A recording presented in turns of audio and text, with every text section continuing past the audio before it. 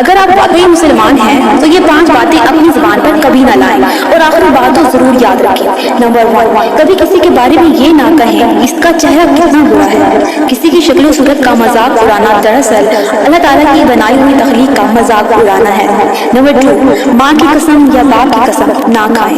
رسول اللہ صلی اللہ علیہ وآلہ وسلم نے فرمایا کہ جس نے اللہ کے سوا کسی اور کی قسم کھائی اس نے شرک کا ارتکاب کیا، اسی لیے ہمیشہ صرف اللہ تعالیٰ کی قسم کھائیں، اور وہ بھی ضرورت کے اوپر۔ نمبر 3، کبھی یہ نہ کہیں اللہ مجھ سے نفرت کرتا ہے۔